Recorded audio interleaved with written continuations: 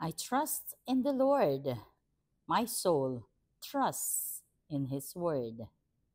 Lead me in your justice, Lord. Blessed Tuesday, everyone. We praise and thank you, dear God, for another day of life. We praise and thank you for the gift of love, the gift of family, of community, of belongingness, and the gift of today. Panginoon, maraming maraming salamat po sa iyong mensahe, sa iyong ebanghelyo ngayong araw na ito. Allow me to read a portion of the Gospel according to Saint Matthew.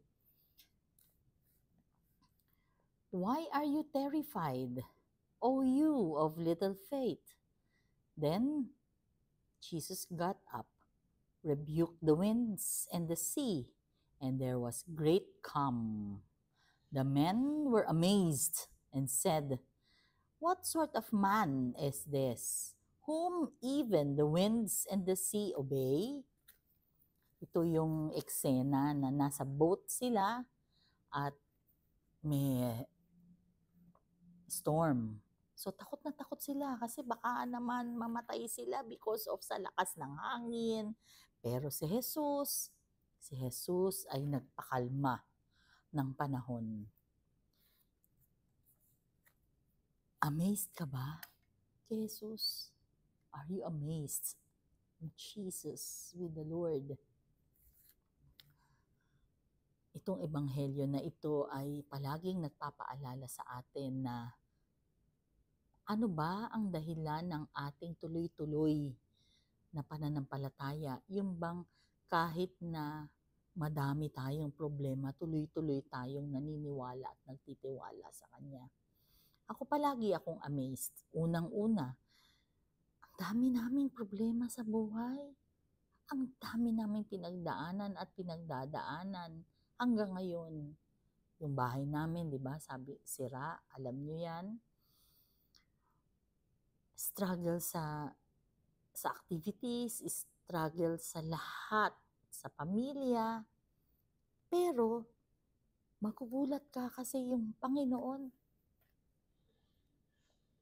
lahat umaayos. Minsan, kulang ang pangbayad mo, pero bakit parang nagagawa ng paraan?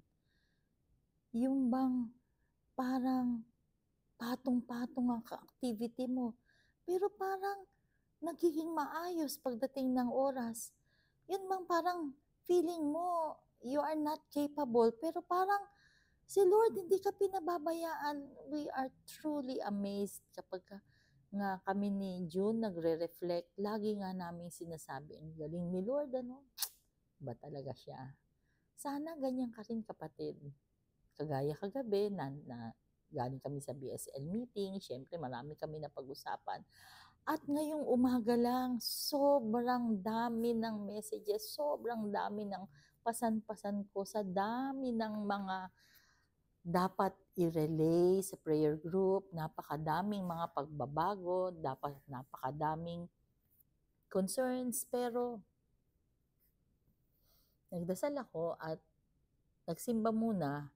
Haharapin ko na lang ang lahat ng mga alalahanin ko after ng Mass.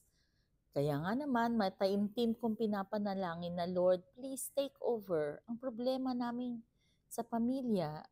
Please, Lord, I surrender everything to you. Kasi syempre, meron kaming iba't ibang opinion, iba't ibang suggestion, merong gusto siya yung masunod, mga ganyan. Pero at the end of the day, ang kailangan lang ay surrender sa Panginoon. Bakit? Kasi habang tayo ay nasusurrender at binibigay natin ang lahat ng tiwala at yung surrender, Lord, please take over. Ako palagi ang dasal ko, hindi ko na po talaga kaya. Lord, please take over.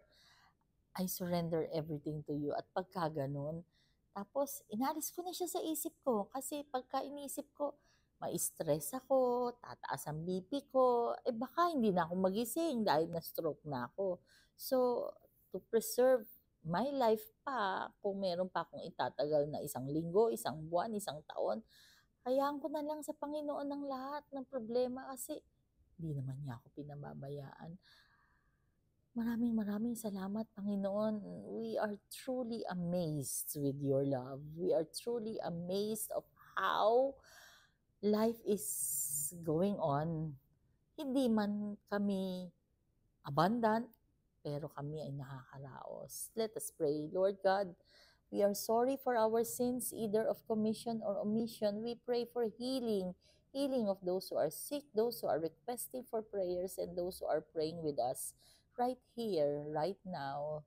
Lord, I lift up to you Holy Family Binondo Prayer Group and Sacred Heart of Jesus Prayer Group, ang kanilang Marriage Encounter Weekend Seminar na napalitan ng date. Sila po ay ngayon nag-iisip kung ano ba, bakit ba. Please bless them.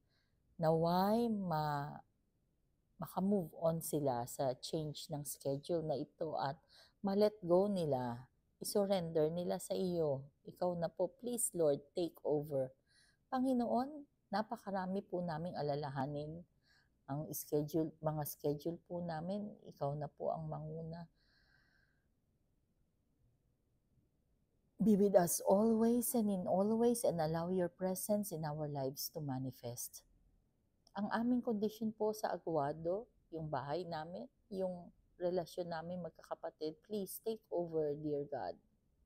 Hindi po namin kaya ito ng kami-kami lang. All this we pray in your mighty name through the intercession of our Blessed Mama Mary. Amen. I lift up to you, dear God, yung nurturing mamaya sa San Pablo Apostol. Ikaw na po ang bahala sa lahat. Amen. Blessed Tuesday once again. God bless us all.